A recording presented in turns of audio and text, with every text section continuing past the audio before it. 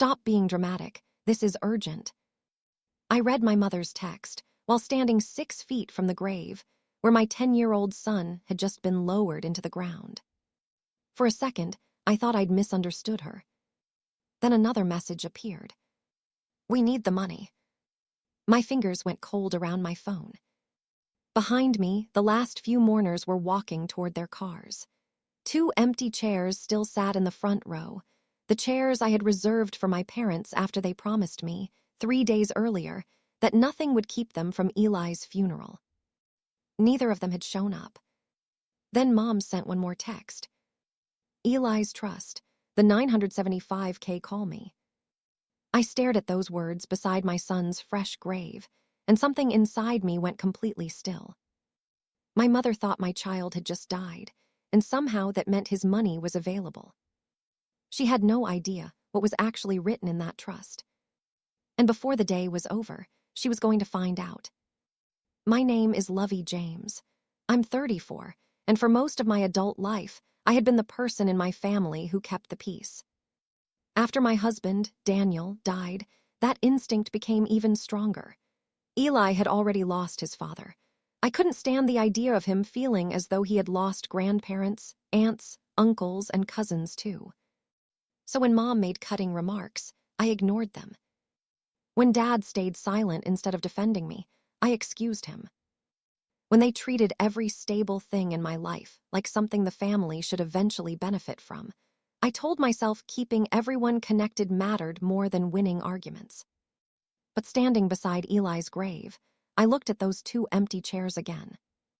My phone buzzed. This time it was Mom. A relative had posted photographs from my younger brother Mason's engagement celebration across town. I opened the first picture. There was my father, Robert, holding a champagne glass. Beside him stood my mother, Diane, smiling beneath gold balloons with one arm around Mason's fiancée. I checked the timestamp. The photograph had been uploaded while the minister was speaking at Eli's funeral. They hadn't been delayed. They hadn't had an emergency. They had chosen champagne over burying their grandson. My phone began ringing. Mom. I declined the call. Seconds later, another message appeared. Your brother needs help. Eli doesn't need it anymore. I read that sentence twice. Then I opened the trust documents attorney Rachel Mercer had emailed me that morning. For years, I would have called Mom back and begged her to understand why she had hurt me. Not this time. I opened our text thread, placed my thumb over the keyboard, and began typing the reply that would change everything. What could I possibly tell my parents that would make 2 people demanding $975,000 suddenly panic? When I got home, Eli was everywhere. His blue backpack was still hooked beside the stairs. His sneakers sat crooked near the front door exactly where he had left them. On the kitchen counter, condolence cards were stacked beside the cereal bowl I hadn't been able to move. My phone rang again. Mom. I ignored it. 30 seconds later, it rang again. On the 4th call, I finally answered. Lovie, Mom said immediately, did you see my message about the trust? Not how was the funeral. Not are you okay? I looked toward Eli's backpack. Yes. Then why aren't you answering? Dad's voice came through in the background. Put it on speaker. Mom did. Dad cleared his throat. Your brother and his fiancée have already committed to the house. They're short on the down payment. I gripped the edge of the counter. So that was the emergency. It's a serious situation, Mom said. You're sitting on nearly $1 million now. Mason needs only part of it. I closed my eyes. You were drinking champagne while I buried your grandson. Mom exhaled sharply. The engagement was already planned, Lovie. Sitting around a cemetery wouldn't bring Eli back. My hand tightened around the phone. Then she said it. That money was for Eli. Eli is gone. Silence. Even Dad didn't speak. Something in me changed, not loudly, not dramatically. I simply stopped trying to make them understand. Mom, what? Who told you I inherited the money? Another silence. Longer this time. Finally, she said, Mason remembered Daniel talking about setting up a trust years ago. And you've been discussing it. We're trying to think practically. Since when? She hesitated. Since we heard about Eli. That answer told me everything. While I had been choosing a casket, they had been calculating what might happen to $975,000. I ended the call without saying goodbye. Then I opened my email and found Rachel Mercer's address. I attached Mom's messages, Dad's demands, every screenshot. Then I typed one sentence beneath them. Proceed with the transfer today. And I pressed send. The next afternoon, my phone started filling with messages from relatives who hadn't contacted me since the funeral. My aunt wrote first. Lovie, what is going on with your parents? Then my cousin. Is it true you inherited almost $1 million? I opened our extended family group chat. Mom had gotten there before me. We tried handling this privately, but Lovie refuses to listen. Mason needs help securing his home, and she has nearly $1 million available from Eli's trust. Dad followed. Grief is making her irrational. We're only asking her to help her brother. Then Mason added, I'm not asking her to give it away. It could just be a loan. I stared at the screen.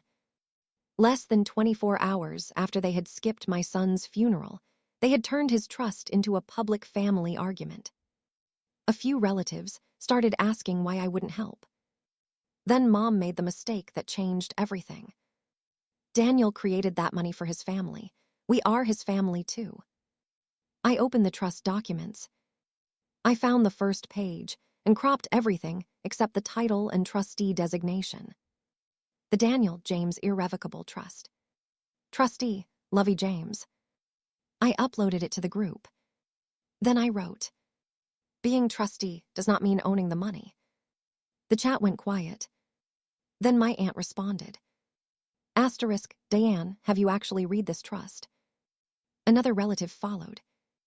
If Lovie is only trustee, why are you telling everyone she inherited $975,000? My phone rang immediately. Mom. This time I answered. You embarrassed us, she snapped. No, Mom, you brought this into the family chat. We're trying to help your brother. And you're using my dead son to do it. Before she could answer, another call appeared. Rachel Mercer. I switched over. Lovie, Rachel said, I received everything you sent. The final trustee authorization is prepared. I sat straighter. What happens now? You sign, I execute it. And the transfer moves according to Daniel's instructions. My eyes returned to Mom's messages. Then prepare it. Rachel paused. There's something you should understand. Once this happens, your parents are going to learn what that $975,000 was actually designed to do. I understand. And Lovie. Yes. Her voice became measured. Are you ready for your parents to learn who actually receives all $975,000? By 3 that afternoon, I was sitting across from Rachel Mercer with Daniel's original trust documents between us. Rachel turned the pages slowly. Daniel made this irrevocable for a reason, she said. You administer it, Lovie. You were never the personal beneficiary. I nodded. I already knew that. While Eli was alive, I could authorize qualified expenses for his care, education, and welfare. I couldn't pull out hundreds of thousands because Mason wanted a house. Nobody in my extended family was named as a beneficiary. Rachel rested her finger beside the final provision. Daniel wanted to make sure no one could pressure you into treating Eli's future like a family emergency fund. That sentence landed differently after yesterday. The final death provision sat directly beneath my hand. Rachel slid the authorization toward me. Once I execute this, it's done. I picked up the pen. Then I signed. Rachel countersigned and turned toward her computer. Minutes later, raised voices came from reception. Tell her we're not leaving. Mom. The office door opened. Deanne walked in first, followed by Dad and Mason. Mom pointed toward the papers. You cannot give away family money without talking to us. Rachel looked at me. I nodded, allowing the conversation. Mom immediately leaned toward her. How much can Mason receive? 200,000 would solve everything. Nothing, Rachel said. Dad frowned. Fine. Can Lovie withdraw it first and gift it afterward? No. Mason's confidence finally disappeared. He looked from Rachel to me. Then who gets it? I placed the signed authorization in the middle of the table. Mom reached toward it. Before her fingers touched the page, Rachel's computer sounded. A notification appeared on the screen. Rachel read it, then looked directly at my parents. The transfer has been completed. Mom froze. Dad's mouth opened, but nothing came out. Mason stared at me. All $975,000 was gone from the trust. And they still had no idea where it had gone. Transferred where? Mom's voice was suddenly quiet. Rachel turned Daniel's trust document toward her. To the beneficiary, designated under the death provision. Dad leaned forward. Which beneficiary? Rachel pointed to the clause. The James Children's Bereavement Foundation. Mason stared at her. All of it. All $975,000. Mom's face changed. That makes no sense. Daniel created that trust for Eli. He did, Rachel said. While Eli was alive, the trust could pay qualified expenses related to his care, education, and welfare. Lovie administered those funds as trustee. She did not personally own them. Dad looked at me. So she couldn't give Mason the money? No.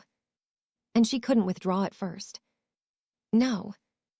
Rachel tapped the final provision. Daniel also specified what would happen if Eli died before reaching adulthood.